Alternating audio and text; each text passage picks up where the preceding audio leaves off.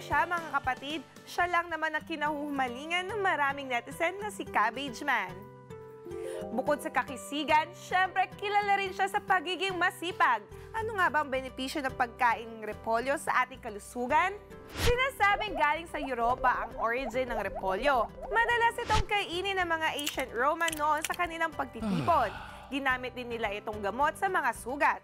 Alam niyo ba na ang repolyo ay nakakatulong para maiwasan ang anemia? Mayaman kasi ito sa folic acid na ginagamit ng katawan sa pagproproduce ng red blood cells. Nakakatulong din ang repolyo sa ating digestive system. Mayaman kasi ito sa fiber, sulfur at chlorine. Maganda ito para maiwasan ang pamamaga ng large intestine. Kung madalas naman maglagas ang inyong buhok, the best din ang vitamins mula sa repolyo. Meron itong vitamin E na tumutulong sa pagpapatibay at pagpapatubo ng buhok. Tunay na nakakabilib ang sustansya ng repolyo, di ba? Yan ang ating kwenta ng mga tanong na may kwenta at kwentong kasagutan. Pwede nyo kaming mapanood ulit sa news5.com.ph at sa aming Facebook page. Siyempre, higit sa like, share!